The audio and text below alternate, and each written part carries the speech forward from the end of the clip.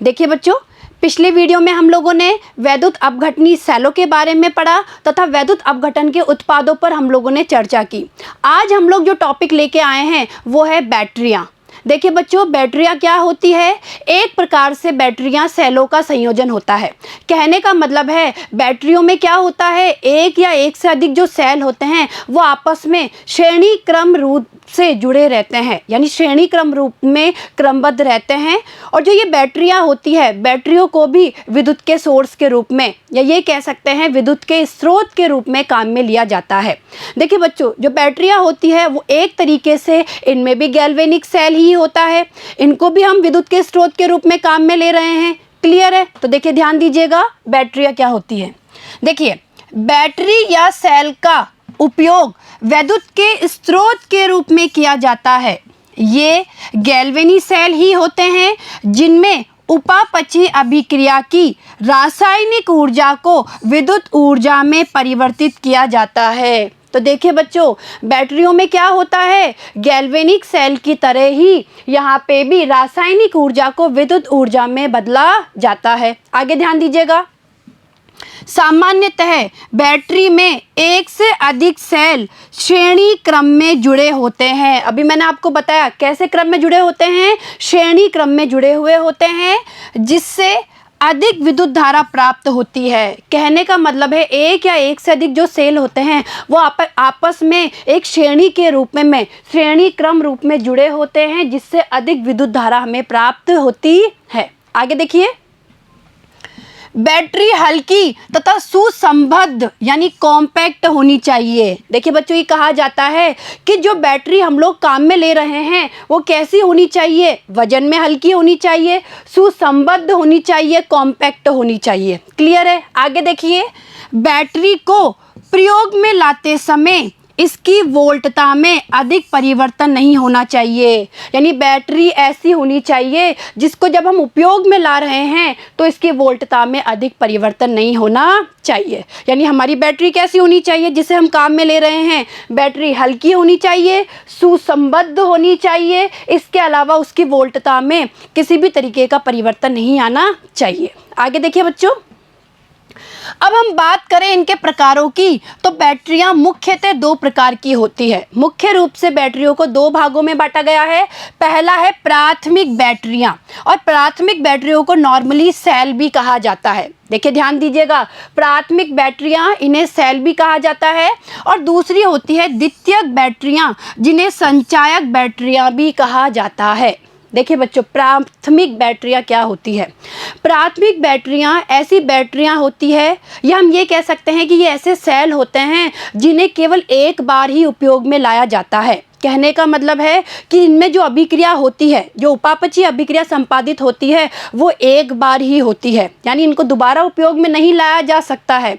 जबकि द्वितीयक बैटरियों की हम लोग बात करें तो द्वितीयक बैटरियां ऐसी बैटरियां होती है जिन्हें दोबारा उपयोग में लाया जा सकता है। कहने का मतलब है कि अगर ये बैटरियां डिस्चार्ज हो जाती है तो इन्हें दोबारा चार्ज करके पुनः उपयोग में हम ला सकते हैं। तो देखिए, हम लोग एक बार इनके बारे में पढ़ लेते हैं। देखिए बच्चों, प्राथमिक बैटरियां, तो पहला टॉपिक हम लोग क्या ले रहे हैं, क्या पॉइंट लेके चल रहे हैं? सबसे पहले हम प्राथमिक बैटरियों के बारे में बात करने वाले हैं। ध्यान दीजिएगा, प्राथमिक बैटरियों में अभिक्रिया केवल एक बार ही होती है। अरे भाई, मैंने अभी आपको बताया कि अभिक्रिया केवल एक बार होती है। कुछ समय तक प्रयोग में लेने के बाद में ये बैटरियां निष्क्रिय हो जाती है। देखिए बच्चों, कुछ समय तक उपयोग में लेने के बाद कैसी हो जाएगी? निष्क्रिय हो जाएगी, अर्थात ये पुनः प्रयोग में नहीं लाई जा सकती, यानी इनको दोबारा हम उपयोग में नहीं ले सकते। ये बात हम लोग अभी कर चुके हैं। अब देखिए इनके उदाहरण पे नज़र डालिए। इनका उदाहरण है लेक्लांश सेल और दूसरा है मर्क्यूरी सेल। ठीक है, देखिए बच्चों, इन दोनों के बारे में हम यहाँ पे अध्ययन करने वाले हैं। लेक्लांश सेल को हम लोग शुष्क सेल भी कहते हैं। लेक्लांश सेल को और क्या बोलते हैं? शुष्क सेल भी कहते हैं। तो देखिए बच्चों, इन प्राथमिक बैटरियों से हमें क्या जानकारी मिली कि जो ये प्राथमिक बैटरियाँ होती है एक तरीके से इनमें अनुत्क्रमणीय अभिक्रिया होती है, इनको एक बार ही काम में लाया जा सकता है। अब हम अध्ययन करेंगे लेक्लांश सेल के बारे में। देखिए बच्चों, लेक्लांश सेल, ध्यान दीजिएगा, लेक्लांशियस सेल शुष्क सेल का उदाहरण है। मैंने अभी आपको बताया लेक्लांशियस सेल शुष्क सेल का उदाहरण है, इसे ड्राई सेल भी कहा जाता है। आगे देखिए, इनका उपयोग ट्रांजिस्टर एवं घड़ियों में किया जाता है। देखिए बच्चों, हमारी जो दीवार घड़ी होती है उसमें आप लोगों ने छोटे सेल देखे होंगे जो कुछ इस तरीके से दिखाई देते हैं। देखिए बच्चों, ये जो सेल होते हैं ये कुछ इस तरीके से दिखाई देते हैं। यहाँ पे इनमें एक टोकरी सी होती है, देखिए। तो इस तरीके के जो सेल होते हैं इन्हें हम बोलते हैं लेक्लांशियस सेल। यानी इस तरीके से हमारे लेक्लांशियस सेल या शुष्क सेल दिखाई देते हैं। इनका उपयोग ट्रांजिस्टर, घड़ियों, इसके अलावा हमारे टीवी के जो रिमोट कंट्रोल होते हैं उनमें भी इनका उपयोग किया जाता है। आगे देखिए, इस सेल में जिंक का एक पात्र होता है जो एनोड की तरह कार्य करता है। देखिए बच्चों, हम लोग जो ये सेल पढ़ रहे हैं, इन सेल में सबसे इम्पोर्टेंट ये है कि आप लोगों को ये पता होना जरूरी है कि एनोड की तरह कार्य कौन कर रहा है, कैथोड की तरह कार्य कौन कर रहा है, और विद्युत अपघट्य विलयन के रूप में हमने किसको लिया है। यानी ये तीनों जानकारियां हमें होना बहुत ही जरूरी है जब हम किसी भी सेल के बारे में अध्ययन करते हैं। तो देखिए, यहाँ पे हमने क्या देखा कि जिंक का एक पात्र होता है जो एनोड की तरह कार्य करता है। क्लियर है? अब आगे देखिए, एक कार्बन में भी किसकी, ग्रेफाइट की, एक कार्बन यानी ग्रेफाइट की छड़ होती है जो चारों ओर से चूर्णित मैग्नीज डाइऑक्साइड तथा कार्बन से घिरी रहती है। क्लियर है? और यह कैथोड का कार्य करती है। ध्यान दीजिएगा बच्चों, हमने क्या देखा कि एक पात्र होता है जिंक का जो तो एनोड की तरह व्यवहार कर रहा है, ठीक है, और यहाँ पे एक कार्बन की, या हम ये कह सकते हैं कि ग्रेफाइट की एक छड़ होती है। ग्रेफाइट की छड़ के चारों तरफ चूर्णित मैग्नीज डाइऑक्साइड और कार्बन का चूर्ण भरा रहता है। पाउडर फॉर्म में इन दोनों का जो चूर्ण है, चूर्ण वो भरा हुआ रहता है और यह कार्य करती है कैथोड की तरह। आगे देखिए, इलेक्ट्रोडों के बीच का स्थान अमोनियम क्लोराइड एवं जिंक क्लोराइड के नम पेस्ट से भरा रहता है। और देखिए, जो दोनों इलेक्ट्रोड है जो हमने बात करी कैथोड और एनोड की, उनके बीच में जो खाली स्थान है वहां पे अमोनियम क्लोराइड यानी NH4Cl अमोनियम क्लोराइड और जिंक क्लोराइड यानी ZnCl2 का नम पेस्ट भरा होता है। तो इस तरीके से संरचना होती है किसकी, हमारे जो हम बात कर रहे हैं लेक्लांशियस सेल की। देखिए डायग्राम, देखिए ये, इस डायग्राम से आपको और क्लियर हो जाएगा कि हमारा लेक्लांशियस सेल कैसा होता है। देखिए बच्चों, ये जो पात्र है, जो ये पात्र है हमारा, ये जिंक का पात्र है। इस तरीके से जो आपको पात्र दिख रहा है, जिंक कप यानी जिंक का पात्र है जो कि व्यवहार करता है एनोड की तरह। ये बीच में देखिए, ये बीच में जो आपको ये रोड दिख रही है, ये देखिए इस तरीके से, ये जो दिख रही है ये छड़ है ना, ये कार्बन की छड़ होती है। और इस कार्बन की छड़ के चारों तरफ देखिए, चारों तरफ जो हम बात कर रहे हैं, चारों तरफ क्या है, MnO2 यानी मैग्नीज डाइऑक्साइड, और जो कार्बन है उसकी क्या होती है, लेयर होती है इसके चारों तरफ। ठीक है, इसके चारों तरफ इस तरीके से लेयर होती है, इसके चारों तरफ। यहाँ पे देखिए, वो इस डायग्राम में आपको अच्छे से नहीं दिख रहा है, मैं अभी आपको और बना के बताऊंगी। ठीक है, और जो ये इस पात्र के और कैथोड के बीच का जो ये स्पेस है, जो ये खाली स्पेस है, इस खाली स्पेस में भरा हुआ रहता है NH4Cl और जो ZnCl2 है उसका पेस्ट भरा हुआ रहता है। तो इस तरीके से देखिए हमारा लेक्लांशियस सेल होता है। एक बार मैं आपको इस बना के भी इसको समझाना चाहती हूँ। देखिए बच्चों, हम इस तरीके से भी इसको डिस्क्राइब कर सकते हैं, बना सकते हैं कि मान लीजिए ये क्या है, कोई पात्र है, ये क्या है, कोई पात्र है, जिंक का पात्र है। इस जिंक के पात्र में ये हमारे पास एक क्या है, ग्रेफाइट की छड़ है। इस ग्रेफाइट की छड़ के, ये ग्रेफाइट की छड़ है, इस ग्रेफाइट की चारों ओर देखिए बच्चों इस तरीके से, इस ग्रेफाइट की इसके चारों ओर, ये यहाँ पे हम लोग बात कर रहे हैं, ग्रेफाइट के चारों ओर क्या है, मैग्नीज डाइऑक्साइड और कार्बन का चूर्ण है। वापस देखिए, ये जो पात्र है ये जिंक का पात्र है, ठीक है, जो हमारे किसकी तरह व्यवहार करता है, एनोड की तरह, एनोड की तरह व्यवहार करता है। ये बीच में जो ये रोड है, ये जो रोड है ये क्या है, ग्रेफाइट की एक रोड है या ग्रेफाइट की एक छड़ है जो व्यवहार करती है किसकी तरह, कैथोड की तरह। ध्यान दीजिएगा बच्चों, इसका जो ये ग्रेफाइट की छड़ है इसके चारों तरफ किसकी परत चढ़ी हुई है, यानी कौन भरा हुआ है इसके चारों तरफ? इसके चारों तरफ एक परत होती है जो कि होती है चूर्णित मैग्नीज डाइऑक्साइड और कार्बन की। क्लियर है? देखिए ये है, और ये जो खाली स्पेस आपको दिख रहा है, देखिए ये जो खाली स्पेस है, ये मैं यू डैश डैश करके बता रही हूँ, इस खाली स्पेस में भरा हुआ रहता है बेटा, देखिए क्या, NH4Cl और ZnCl2 का पेस्ट। देखिए क्या भरा रहता है, NH4Cl और ZnCl2 का पेस्ट भरा हुआ रहता है। तो इस तरीके से भी हम लोग इसे बना सकते हैं। और ये देखिए, ये हमारी किताब में भी ये डायग्राम दिया हुआ है, ये एक लैक्लांशियस सेल का उदाहरण है। ठीक है, तो आपको ये डायग्राम से और अच्छे से क्लियर हो गया होगा जो हमारा लैक्लांशियस सेल होता है उसकी संरचना किस तरीके की होती है, इस तरीके की होती है। क्लियर है? आई यहाँ तक की कहानी समझ में? आगे देखिए, अब देखिए, अब हम बात करेंगे अभिक्रिया के बारे में कि लैक्लांशियस सेल में क्या अभिक्रिया होती है। इसमें निम्न अभिक्रिया होती है। सबसे पहले बात करेंगे एनोड की। देखिए बच्चों, आप लोगों को पता है कि जो गैल्वेनिक सेल होते हैं उनमें एनोड पे होता है ऑक्सीकरण। क्लियर है? और कैथोड पे होता है अपचयन। अब यहाँ लैक्लांशियस सेल की हम लोग बात करें तो यहाँ एनोड की तरह कौन व्यवहार कर रहा है भाई? जो जिंक का पात्र है वो एनोड की तरह व्यवहार कर रहा है। यानी कहने का मतलब है जिंक का यहाँ पे क्या होगा, ऑक्सीकरण होगा। ध्यान दीजिएगा, जिंक का ऑक्सीकरण होगा। लीजिए भाई, क्या हुआ, जो जिंक है, जो जिंक धातु है, उसने अपने 2 इलेक्ट्रॉन त्याग दिए। जैसे 2 इलेक्ट्रॉन त्याग दिए, लीजिए इसका ऑक्सीकरण हो गया Zn+2 के रूप में। क्लियर है? अब देखिए कैथोड पे क्या अभिक्रिया होती है। बच्चों देखिए, अब ये जो 2 इलेक्ट्रॉन है ये जाएंगे कैथोड की तरफ।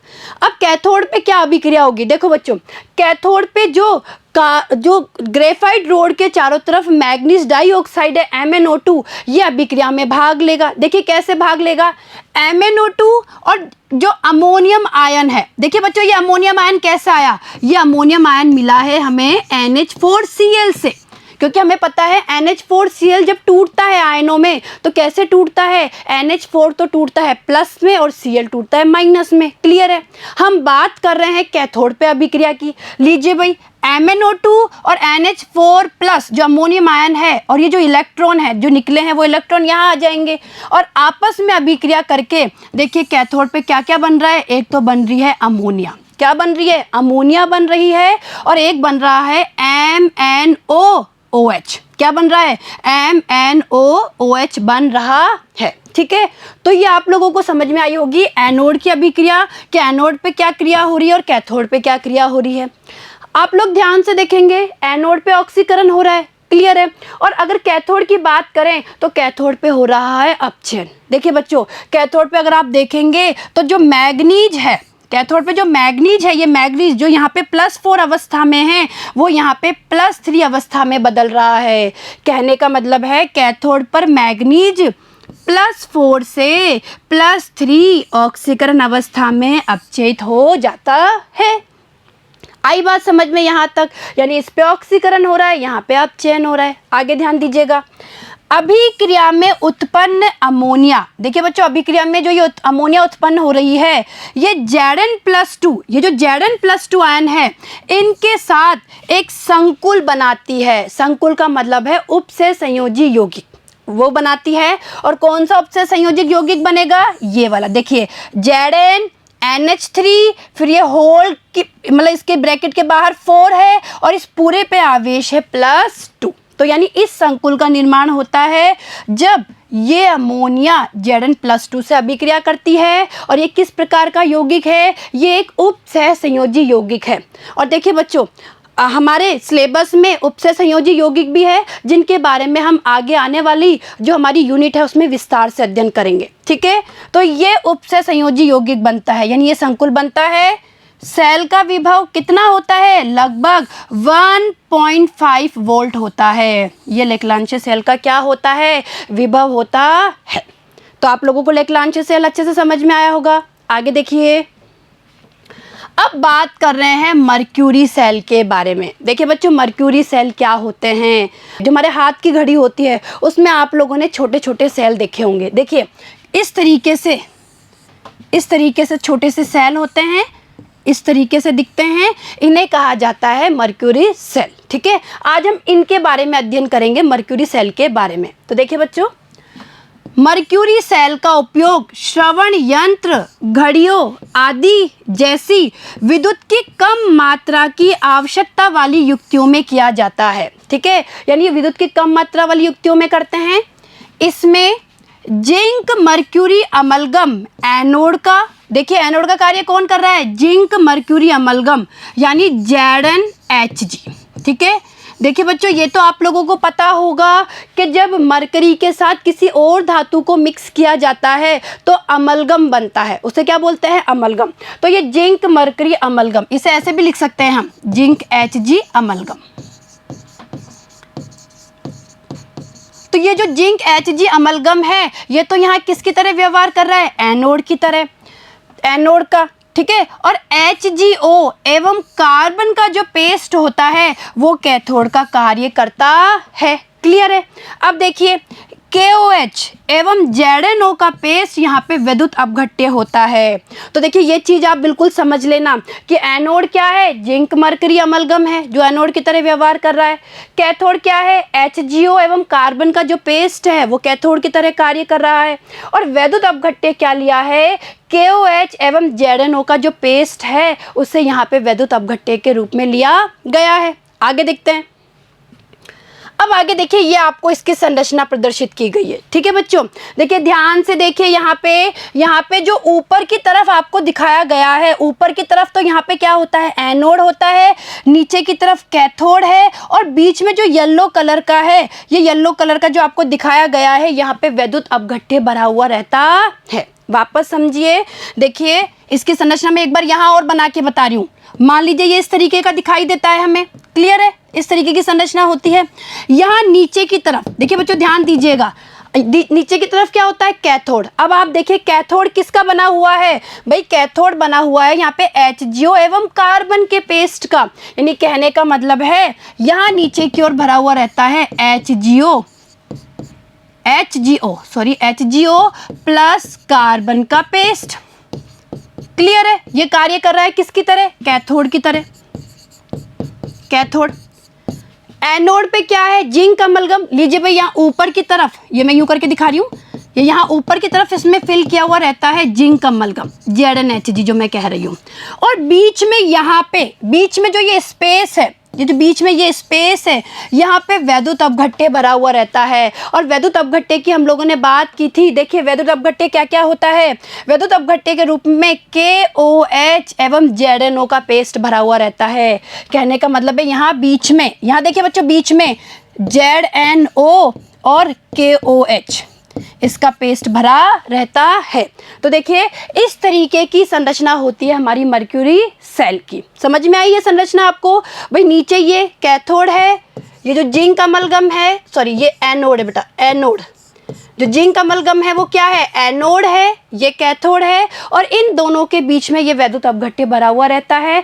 कुछ इस तरीके की संरचना होती है ये देखिए। और ये जो संरचना है आपकी किताब में इस तरीके से ये संरचना दी हुई है। तो देखिए यहाँ पे ऊपर की तरफ क्या है, जो रेड कलर से आपको दिखाया है एनोड है, या आपको जो ब्लू कलर से दिखाया हुआ है ये HgO और कार्बन का पेस्ट है जो क्या है, कैथोड है। और ये जो ऊपर जो टोपी सी होती है इसे एनोड टोपी कहा जाता है। और ये देखिए जो यहाँ पे ये जो गैसकेट जो पृथक्करण आपको दिखाया गया है, देखिए ये जो पृथककारी दिखाया गया है, इस पृथककारी का यहाँ पे विद्युत अपघट्य भरा हुआ है जो कैथोड और एनोड को अलग अलग करने का कार्य करता है। क्लियर है, तो ये संरचना आपको समझ में आई। आगे देखिए, अब इस सेल में निम्न इलेक्ट्रोड अभिक्रियाएं होती है। अब एक बार हम इसकी अभिक्रियाओं पे नजर डाल लेते हैं। देखिए एनोड पे क्या होगा, एनोड पे देखिए जिंक अमलगम का एनोड है, हमें पता है।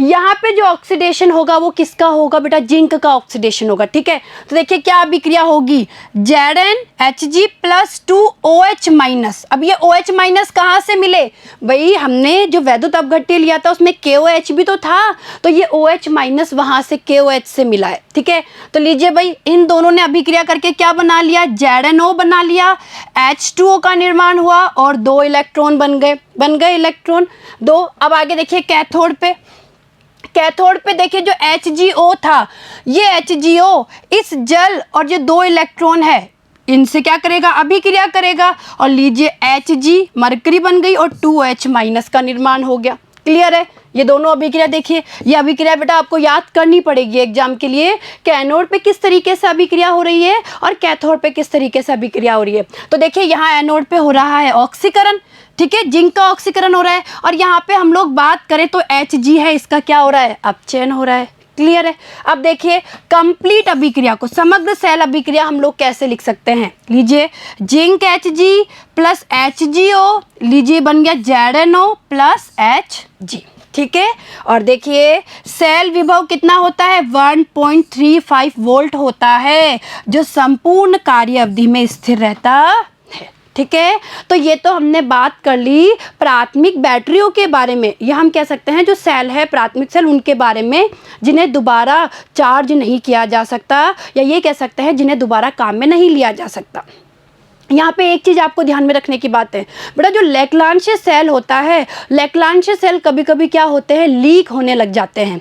इसका कारण क्या है कि लेक्लांशियस सेल में जो NH4Cl होता है, NH4Cl जो एसिडिक होता है, वो क्या करता है, जो जिंक के पात्र है उसमें से लीक होना शुरू हो जाता है, यानी जिंक के पात्र को थोड़ा क्रैक कर देता है और उसमें से बाहर की तरफ फ्लो होने लग जाता है, जिससे कि क्या होता है, सेल भी खराब हो जाता है, और जिस युक्ति में हम सेल को काम में ले रहे हैं उसके भी खराब होने की संभावना रहती है। तो ये कहा जाता है कि जब लेक्लांशियस सेल को काम में नहीं ले रहे हैं तो इन्हें बाहर निकाल के रख देना चाहिए। क्लियर है। तो ये थोड़ा उसका लेक्लांशियस सेल का क्या हो गया, दोष हो गया। अब हम बात करेंगे द्वितीयक बैटरियों के बारे में, ठीक है। देखिए द्वितीयक बैटरियां क्या होती है, द्वितीयक बैटरियां जिन्हें संचायक बैटरियां भी कहा जाता है, और मैंने आपको कहा था कि ये ऐसी बैटरियां होती है या ऐसे सेलों का संयोजन होता है जिन्हें दोबारा रिचार्ज किया जा सकता है या दोबारा रिचार्ज कर कर काम में लिया जा सकता है। आगे देखिए, वह सेल या बैटरी जिसे पुनः आवेशित किया जा सकता है उसे द्वितीयक बैटरी कहते हैं। अभी हमने बात की है, एक अच्छे संचायक सेल को कई बार चार्ज किया जा सकता है, और इसके उदाहरण देखिए, शीशा संचायक सेल और दूसरा है निकल कैडमियम सेल। यहाँ पे हम इन दोनों के बारे में पढ़ेंगे, शीशा संचायक सेल के बारे में और निकल कैडमियम सेल के बारे में। सबसे पहले देखिए शीशा संचायक सेल। देखिए शीशा संचायक सेल, शीशा संचायक सेल में एनोड लेड का तथा कैथोड लेड डाइऑक्साइड से भरा हुआ लेड का ग्रिड होता है। देखिए ध्यान दीजिएगा बच्चों, यहाँ पे कहने का मतलब है एनोड भी लेड का बना हुआ होता है और कैथोड भी लेड का बना हुआ होता है। क्लियर है। लेकिन जो कैथोड होता है वो ग्रिड नुमा, जाली नुमा होता है, जिसपे PbO2 का क्या भरा हुआ रहता है, लेड डाइऑक्साइड का यानी PbO2 का विलयन भरा हुआ रहता है। क्लियर है। यानी कहने का मतलब है एनोड भी लेड का और कैथोड भी लेड का, इसलिए इसको कहते हैं शीशा संचायक सेल। क्लियर है। आगे देखिए, इसमें 38% सल्फ्यूरिक अम्ल यानी H2SO4 के विलयन को वैद्युत अपघट्य के रूप में लिया जाता है। देखिए बच्चों किस तरीके से, एक बार आप लोग समझ लीजिए। मान लीजिए ये एनोड है, मैं एक रफली डायग्राम बना के आपको समझा रही हूँ थोड़ा आइडिया लेने के लिए। मान लीजिए यहाँ पे ये क्या है, एनोड लेड का, और कैथोड इस तरीके से होता है, देखो ग्रिड नुमा, ऐसे ग्रिड नुमा कैथोड होता है, इसमें इस तरीके से ग्रिड नुमा कैथोड होता है। और ये जो कैथोड है, जो हम कैथोड की बात कर रहे हैं, इस पे लेड डाइऑक्साइड का विलयन भरा हुआ रहता है। ये मैं इस तरीके से बता देती हूँ, ठीक है। PbO2 का विलयन इस पे भरा हुआ रहता है, ये इस तरीके से फिलिंग की होती है इस पे PbO2 की। क्लियर है। और देखिए जिस पात्र में ये रखा हुआ होता है, जिस पात्र में रखा हुआ होता है उसमें क्या भरा हुआ रहता है, उसमें 38% H2SO4 यानी सल्फ्यूरिक अम्ल का विलयन भरा हुआ रहता है। ठीक है, ये इस तरीके से बाहर जोड़ सकते हैं किस भी युक्ति से। और ये तो हमारी किसकी तरह व्यवहार कर रहा है, एनोड की तरह, और ये व्यवहार कर रहा है कैथोड की तरह। ठीक है बच्चों, आगे देखिए। देखिए मैंने आपको एक इसके डायग्राम का आइडिया दिया है, और इसमें होता क्या है, जो शीशा संचायक सेल है उसमें ये जो कॉम्बिनेशन है, यानी कैथोड एनोड के जो कॉम्बिनेशन है वो बहुत सारे होते हैं। यानी कहने का मतलब है बैटरी है तो सेलों का क्या होता है, संयोजन होता है। क्लियर है। तो आगे देखिए, जब बैटरी उपयोग में होती है तो निम्नलिखित सेल अभिक्रियाएं होती है। देखिए बच्चों, जब बैटरी को आप उपयोग में ले रहे हैं तो क्या होगा, एनोड पे वही ऑक्सीकरण होगा। लीजिए भाई, लेड है, अब जो लेड है उसका ऑक्सीकरण होगा Pb+2 में। समझिए बच्चों, जो लेड है, लेड का ऑक्सीकरण होता है यहाँ पे Pb+2 में। ये हम लोग बात कर रहे हैं एनोड पे। कहाँ पे बात कर रहे हैं हम लोग, एनोड पे। ऑक्सीकरण हो गया। अब हम लोगों को पता है कि जो वैद्युत अपघट्य हमने लिया है 38% H2SO4 लिया है, उसमें SO4-2 आयन उपस्थित है। तो क्या होगा, जो Pb+2 है ये क्रिया कर लेगा SO4-2 से और ये बन जाएगा PbSO4, जो विलयन में जमा हो जाता है। क्लियर है? ठीक है, तो ये हमारी हो गई एनोड की अभिक्रिया। क्लियर है आपको, लेड का ऑक्सीकरण हो रहा है, ये देखिए। अब हम बात कर रहे हैं कैथोड की अभिक्रिया की। कैथोड पे क्या होगा, जो PbO2 है, PbO2 ये जो सल्फेट आयन है और जो ये जो H+ आयन, देखिए H+ आयन भी आप लोगों को पता है H2SO4 अम्ल है, H+ आयन भी देगा। तो PbO2 SO4-2 और 4H+ और जो ये दो इलेक्ट्रॉन हैं, जो ये दो इलेक्ट्रॉन यहाँ पर है, इनकी सहायता से, यानी ये यहाँ पे काम में आएंगे। जो एनोड पे दो इलेक्ट्रॉन मुक्त हो रहे हैं, ये इस अभिक्रिया में भाग लेंगे, कैथोड अभिक्रिया में दो इलेक्ट्रॉन, और लीजिए क्या बन गया, PbSO4 + 2H2O बन गया। यानी ये अभिक्रिया हो गई हमारी एनोड की, ये अभिक्रिया हो गई हमारे कैथोड की। आगे देखिए, अब हम नेट सेल अभिक्रिया कैसे लिख सकते हैं। तो देखिए बच्चों, लेड है, लेड की अभिक्रिया हो रही है PbO2 से और दो जो अणु काम आ रहे हैं वो H2SO4 के काम में आ रहे हैं। लीजिए क्या बन गया, PbSO4 + 2H2O, यानी 2PbSO4 + 2H2O, ये हमारी नेट सेल अभिक्रिया हो गई। आगे ध्यान दीजिएगा, बैटरी को चार्ज यानी आवेशित करने पर अभिक्रिया एकदम विपरीत हो जाती है। देखिए बच्चों, जब ये शीशा संचयक सेल डिस्चार्ज हो जाता है तो इसे हम दोबारा चार्ज कर सकते हैं, दोबारा आवेशित कर सकते हैं, और उस दोबारा आवेशित प्रक्रिया के दौरान अभिक्रिया जस्ट क्या हो जाएगी, उल्टी हो जाएगी। ये वाली अभिक्रिया कब की थी, जब हम सेल को उपयोग में ले रहे हैं। अब देखिए क्या अभिक्रिया होगी, देखिए नजर डालेंगे हम, एनोड व कैथोड पर PbSO4 क्रमशः Pb तथा PbO2 में परिवर्तित होता है। यानी अब क्या होगा, जब हम इसको चार्ज कर रहे हैं, जो PbSO4 है, भाई हमने कहा अभिक्रिया जस्ट उल्टी हो जाएगी, तो अब क्या होगा, जो PbSO4 है वो क्या होगा, एनोड पे तो बनाएगा Pb और कैथोड पे ये कन्वर्ट हो जाएगा PbO2 में। ठीक है, यानी बिल्कुल रिवर्स अभिक्रिया चल रही है।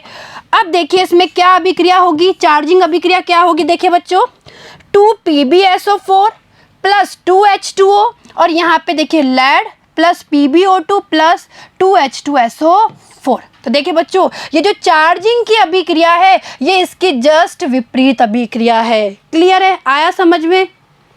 तो देखिए बच्चों, ये शीशा संचयक सेल आप लोगों को समझ में आ गया होगा और आप लोगों को बहुत ध्यान से पढ़ना है क्योंकि इसमें से प्रश्न बनते हैं। क्लियर है, आगे देखिए।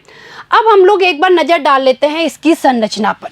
मैंने आप लोगों को इसकी संरचना का एक बेसिक आइडिया दे दिया था, लेकिन एक बार हम देखिए यहाँ पे समझ लेते हैं। देखिए बच्चों, यहाँ पे क्या है, अगर आप ध्यान से देखेंगे तो आप लोगों को जो देखिए ये जो प्लेट्स दिखाई हुई है, आप देखेंगे एक तो यहाँ पर है ये ब्लू कलर की प्लेट और फिर है ये यहाँ पे ये इस तरीके से जो पिंकिश कलर की प्लेट है, जो ये पीच या पिंक कलर है, ब्लू कलर की, पिंक कलर की, और जो ये येलो कलर का विलयन आपको दिख रहा है, ये येलो कलर का विलयन है यहाँ पे 38% सल्फ्यूरिक अम्ल का विलयन। अब देखिए ध्यान दीजिएगा, यहाँ पे देखिए ये अलग अलग सेलों के कॉम्बिनेशन है। ये एक सेल हो गया, ये दो सेल हो गया, ये तीन सेल हो गया। यानी इसमें क्या किया जाता है, अलग अलग सेलों के कॉम्बिनेशन को मिला के रखा जाता है, तो हमारे बैटरी का निर्माण होता है। क्लियर है। अब देखिए यहाँ पे जो ये ब्लू कलर की आपको ये दिखाई गई है, ये रोड सी, ये ऋणात्मक प्लेट है। ठीक है, जो स्पंजी लेड युक्त या लेड की ग्रिड्स होती है। क्लियर है। अब आगे देखिए, ये जो आपको ये जो पीच कलर सी दिखाई गई है धनात्मक प्लेट जो है वो PbO2 से युक्त ग्रिड है। क्लियर है। और जो येलो कलर का मैंने आपको बताई दिया, ये येलो कलर का जो है वो इसमें सल्फ्यूरिक अम्ल का क्या है, विलयन भरा हुआ है। और यहाँ पे देखिए 2 पॉइंट है, एनोड और ये कैथोड। क्लियर है? तो ये इसकी हमारी क्या है, संरचना है। इस तरीके की हमारा शीशा संचायक सेल होता है। और आपने देखा होगा कि हमारी गाड़ियों में, मोटर वाहनों में, इन्वर्टर में इस तरीके की बैटरियां होती हैं। और इन बैटरियों में बेटा जितना ये जो हमारे इलेक्ट्रोडों की संख्या बढ़ती जाती है, उस हिसाब से इनकी वोल्टता भी बढ़ती जाती है। तो आगे देखिए, इसका उपयोग वाहनों तथा इन्वर्टरों में किया जाता है। क्लियर है? तो कहाँ उपयोग किया जाता है? हमारे जितने भी वाहन और इन्वर्टर होते हैं वहाँ पे इस शीशा संचायक सेल का उपयोग किया जाता है। तो देखिए बच्चों, हम लोगों ने द्वितीयक सेल में शीशा संचायक सेल पढ़ लिया है। मैंने अभी आपको वापस कहा है कि इसको आप ध्यान से पढ़ेंगे और इसकी अभिक्रियाओं को भी आपको ध्यान से याद करना है, क्योंकि कभी कभी परीक्षा में अभिक्रियाएं पूछ ली जाती है कि चार्जिंग के समय की अभिक्रिया लिखो, या फिर कहने का मतलब है जब इसको उपयोग में ले रहे हैं तब की अभिक्रिया लिखो। यानी किसी भी तरीके से प्रश्न बन सकता है, तो आप इसे बहुत ध्यान से पढ़ेंगे। आगे देखिए, निकेल कैडमियम सेल। देखिए बच्चों, निकेल कैडमियम सेल एक महत्वपूर्ण संचायक सेल होता है। देखिए ये भी संचायक सेल है, यानी द्वितीयक बैटरी है ये भी। आगे देखिए, इसकी कार्य अवधि लेड संचायक बैटरी से अधिक होती है। इसे भी पुनः आवेशित कर सकते हैं। ठीक है, आगे देखिए, इसमें धनात्मक प्लेट, ऋणात्मक प्लेट, पृथककारी तथा एक बेलनाकार जेली व्यवस्था होती है, जो कि नम NaOH या KOH में डूबी परत के द्वारा क्या होती है, पृथक होती है। ठीक है, आगे देखिए, इसमें कैडमियम का तो एनोड होता है। देखिए बच्चों, कैडमियम का एनोड तथा NiO2 का कैथोड होता है। ठीक है, अब देखिए इसमें क्या समग्र अभिक्रिया होती है, CD+2NiOH3। क्लियर है? लीजिए भाई, क्या बना, CDO+2NiOH2 प्लस H2O। ये बच्चों इसकी देखिए समग्र अभिक्रिया है। और हमारे सिलेबस में इस निकेल कैडमियम सेल का विस्तार से अध्ययन नहीं है, केवल हमें इसके बारे में जानकारी दी हुई है और इसकी समग्र अभिक्रिया दी हुई है, और हमें यही अध्ययन करना है, इसके बारे में पढ़ना है कि क्या इसकी संरचना होती है और क्या इसमें समग्र अभिक्रिया होती है। क्लियर है? तो देखिए ये इसकी अभिक्रिया दी हुई है। आगे देखिए बच्चों, इस सेल को बनाने में खर्चा अधिक होता है। देखिए ध्यान दीजिएगा, इस सेल को बनाने में खर्चा अधिक होता है और इसका उपयोग कैलकुलेटर तथा जितने भी इलेक्ट्रॉनिक घड़ियां हैं या हमारी जितनी भी अदर इलेक्ट्रॉनिक डिवाइस है वहां पर इसका उपयोग किया जाता है। तो ये तो हमने बात कर ली निकेल कैडमियम सेल की। क्लियर है? ये देखिए इस तरीके की हमारी संरचना है निकेल कैडमियम सेल की। ये आपको बताया गया है, धनात्मक प्लेट है, फिर एक पृथककारी है, फिर ऋणात्मक प्लेट है। क्लियर है? तो इस तरीके की हमारा निकेल कैडमियम सेल की क्या होती है, संरचना होती है। तो देखिए बच्चों, आज हम लोगों ने बैटरियों के बारे में पढ़ा, प्राथमिक बैटरियां यानी सेल, प्राथमिक सेल के बारे में, और दूसरा द्वितीयक सेलों के बारे में, या ये कह सकते हैं द्वितीयक बैटरियों के बारे में हम लोगों ने पढ़ा। ठीक है, और देखिए इस टॉपिक को आप बहुत ध्यान से पढ़ेंगे, क्योंकि एजीटी जिसमें से क्वेश्चन बनता है। लेक्लांशिया सेल के बारे में पूछ लिया जाता है कि लेक्लांशिया सेल क्या होते हैं और उनका सचित्र वर्णन कीजिए। कभी कभी शीशा संचायक सेल के बारे में पूछ लिया जाता है, या इनसे संबंधित अभिक्रियाएं भी पूछ ली जाती है। तो ये टॉपिक आपको बहुत अच्छे से समझ में आया होगा। अब हमारे आगे आने वाले वीडियो में हम लोग ईंधन सेल और संक्षारण के बारे में अध्ययन करेंगे। ठीक है, धन्यवाद।